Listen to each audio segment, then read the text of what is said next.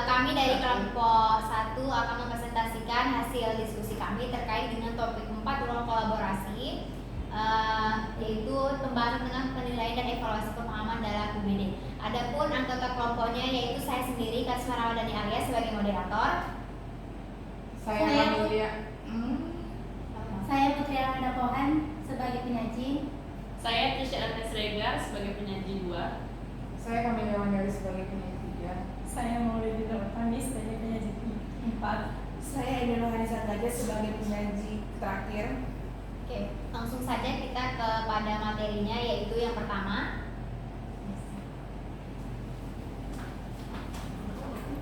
Yaitu perintah soal. Nah, jadi perintah soal itu saudara mahasiswa yang berbahagia, penilaian evaluasi dalam UBD itu memiliki 6 aspek yang masing-masing akan menjadi bahasan dalam setiap kelompok seperti yang tertuang dalam diagram aspek pemahaman peserta didik dalam UBD. Next. Yaitu yang pertama itu ada akurat, kemudian koheren, dibenarkan, sistematis, terus prediktif. Nah, untuk penjelasan selanjutnya akan disampaikan oleh Putri Amanda Pohan. Baiklah, terima kasih kepada moderator. Yang pertama ada akurat. Menurut KBBI, kata akurat adalah cermat, teliti, seksama, dan tepat benar. Dengan makna tersebut, akurat adalah kata sifat yang digunakan untuk menekankan suatu keadaan yang tepat sasaran, tidak meleset, dan benar. Adapun kriteria dari akurat ini, butir pertama indikatornya mampu menjelaskan secara cermat dan teliti mengenai topik yang dibahas. Yang kedua, sumber rujukan terpercaya. Yang ketiga, tidak bias atau tidak menyesatkan dan harus poin yang disampaikan harus jelas. Dan yang keempat, penjelasan sesuai dengan sumber. Ada kriteria. Saya kembalikan kepada moderator. Baik, terima kasih kepada saudari Putri. Selanjutnya yaitu koheren yang akan disampaikan oleh saudari Trisha. Kepada saudari Trisha, silakan. Oke, baik, terima kasih kepada moderator. Mari kita masuk ke dalam materi mengenai koheren. Nah, menurut KBBI, koheren itu adalah berhubungan atau bersangkut paut. Nah, koheren didefinisikan sebagai sebuah pola keterkaitan antara bagian yang satu dengan bagian yang lainnya, sehingga kalimat memiliki kesatuan yang utuh.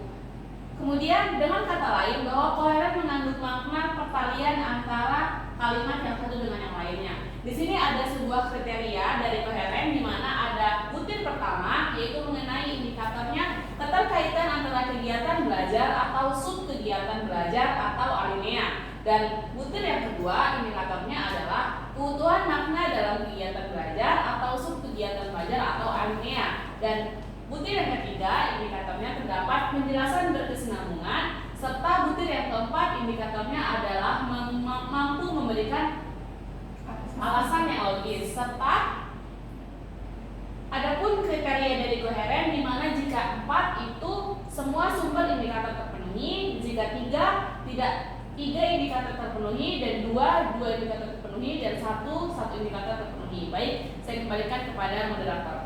Baik, terima kasih kepada saudari Trisha. Selanjutnya yaitu dibenarkan akan disampaikan oleh saudari Kamelia. Kepada saudari Kamelia, dipersilakan.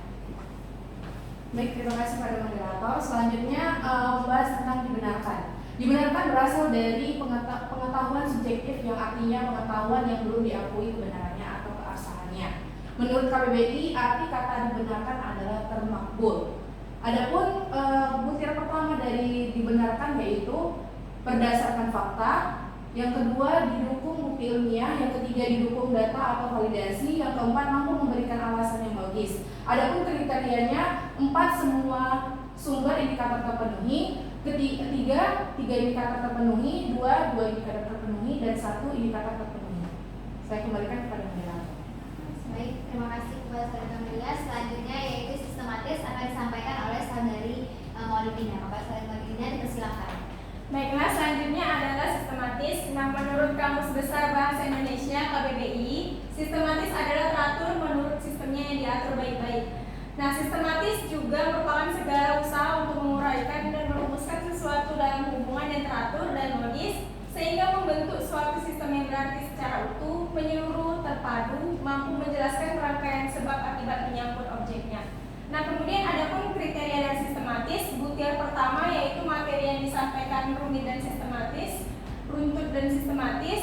Yang kedua, mampu menjelaskan rangkaian sebab dan akibat menyangkut objek. Yang ketiga, penyampaian materi mengenai prosedur yang tertata, berurutan dan terencana dengan baik. Yang keempat, keterangan disusun dalam urutan yang saling berhubungan. Sekian dari saya kembalikan kepada moderator. Oke, selanjutnya yaitu ada prediktif, akan disampaikan oleh saudari Eni. Kepada saudari Eni, silakan. Baik, selanjutnya tentang prediktif.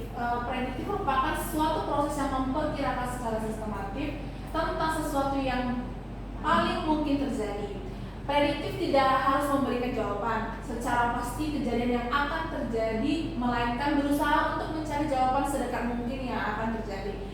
Berikut kriteria dari prediktif, yaitu pertama, mampu memprediksi kemungkinan teori lain yang berkesinambungan. Yang kedua, mampu menganalisa data atau fakta yang ditemukan untuk memprediksi masa yang akan datang.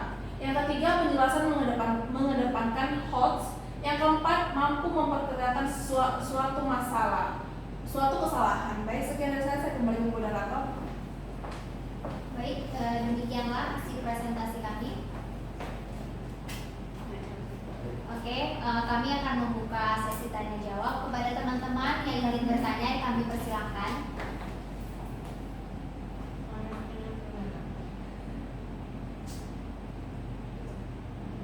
Baik, jika tidak ada, saya rasa sudah cukup jelas.